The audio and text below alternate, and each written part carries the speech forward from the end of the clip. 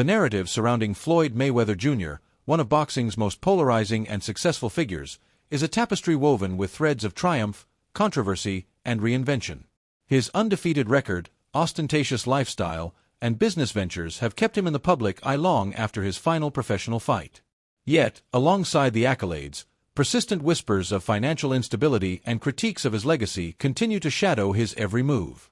From his storied rivalry with Manny Pacquiao to his recent clash with sports commentator Stephen A. Smith, Mayweather's life is a case study in how fame, wealth, and scrutiny intertwine. Mayweather's boxing career, spanning over 2 decades, culminated in a perfect 50-0 record, a feat that places him among the sport's immortals. His bouts, often spectacles as much as athletic contests, drew millions of viewers and generated hundreds of millions in revenue.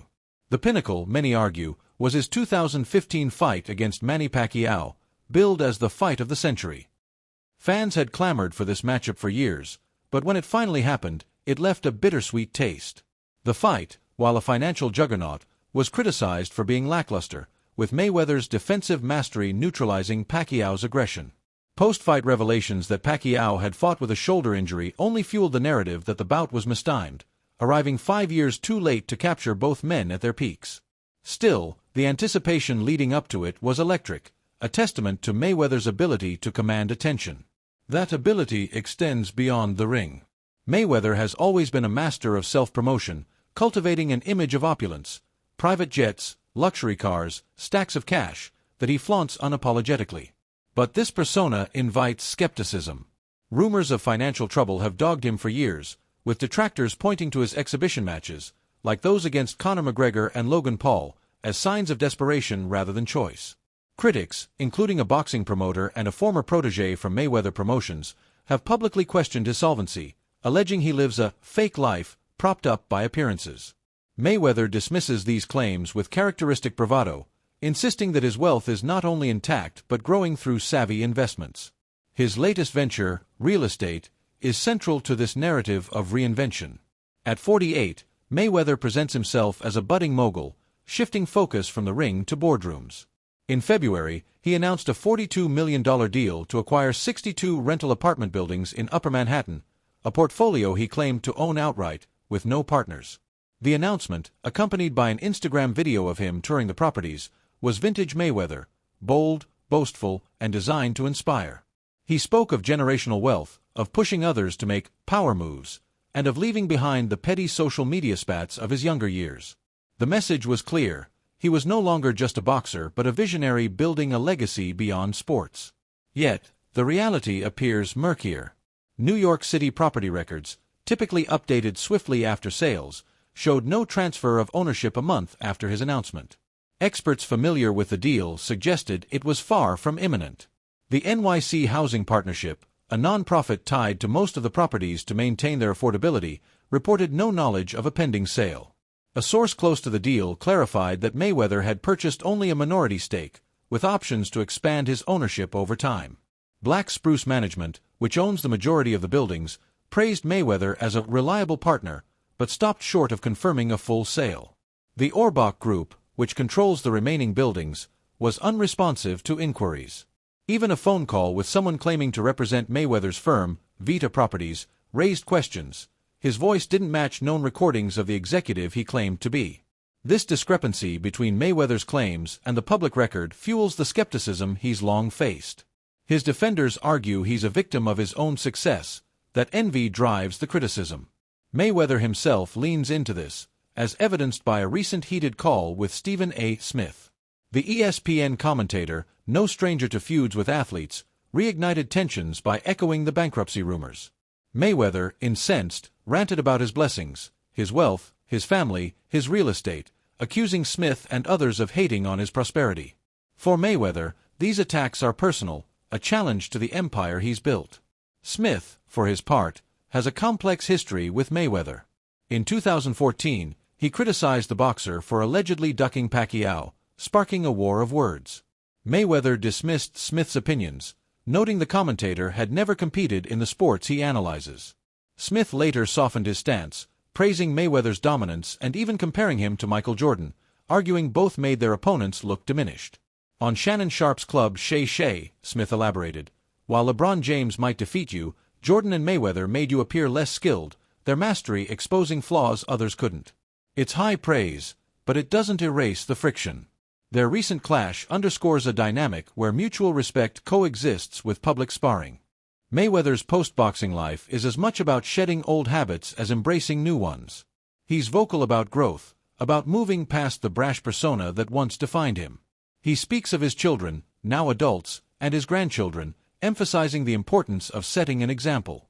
"The same things I was doing 10 years ago, I can't be doing now," he said, reflecting on a shift in priorities. His real estate ventures, even if overstated, signal this evolution. A decade ago, chance encounters with titans like Jeff Sutton and Andrew Matias at a Knicks game opened doors to commercial real estate. Mayweather credits these relationships, along with former manager Al Heyman, for guiding his early investments. He's claimed impressive returns, like a $5 million stake yielding $50,000 monthly, though such figures invite scrutiny for their improbability. His involvement in One Vanderbilt, a Manhattan skyscraper, is another point of contention. Mayweather has suggested he holds a stake in the SL Green-controlled tower, even misstating it as New York's tallest building. A source claiming to represent his interests said he invested $88 million in loans tied to SL Green properties, framing it as a mutually beneficial deal, profit for Mayweather, prestige for the firm. SL Green declined to comment on individual investors, leaving the claim unverified. Such ambiguity is par for the course with Mayweather, whose pronouncements often blend fact with aspiration. Beyond real estate, Mayweather's dipped into other ventures: liquor, apparel, nutritional supplements, even cryptocurrency. His recent endorsement of a BSC-based crypto project, complete with a promotional Zoom call and a WBC belt as a prize, shows he's still chasing new arenas to conquer. These moves, like his exhibitions, are divisive. Supporters see a man leveraging his brand. Critics see overreach, a sign he's stretching himself thin. The crypto venture, in particular, feels like a gamble, tying his legacy to a volatile market. The exhibitions themselves, McGregor in 2017, Paul in 2021, remain lightning rods. To some, they're savvy business, netting millions for minimal risk. To others, they cheapen his legacy, trading on past glory for quick paydays. Mayweather shrugs off the criticism, insisting he's blessed beyond belief. He's quick to pivot to what matters now: his family, his businesses, his role as a mentor. He speaks of helping the next generation surpass him, of being a better Floyd Mayweather. It's a noble goal, but one complicated by his reluctance to fully let go of the spotlight. Stephen A.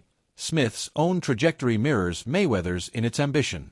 The commentator's flirtation with a 2028 presidential run, once dismissed outright, has gained traction. Approached by elected officials, Smith now says he's leaving all doors open, citing frustration with the country's state. His $100 million ESPN deal hasn't dulled his appetite for influence. If anything, it's emboldened him. Social anyone, including Mayweather, could relate to the grind of staying relevant. Smith's political musings, like Mayweather's real estate claims, spark debate. Some see delusion, others potential. Both men thrive on attention, their legacies tied to how they navigate the court of public opinion. Mayweather's story isn't just about boxing or money, it's about reinvention under pressure. He's a man who's never lost in the ring but fights daily to define his worth outside it. The Pacquiao fight, a cultural milestone, was less about the result than the journey. Years of hype, delays, and drama. It was imperfect, like much of Mayweather's life, but it was his. The same goes for his business ventures, his feuds, his evolution. He's flawed, driven, and relentlessly himself, a paradox who makes you question what success really means. As Mayweather navigates this next chapter, the scrutiny won't fade. Every deal, every post, every spat with Smith or others will be dissected. His real estate portfolio, whether fully his or not, symbolizes this: a bold claim, a partial truth, a step toward something bigger. He's still fighting, not for titles but for control of his narrative. And in that, he's undefeated, even if the scorecards don't always agree.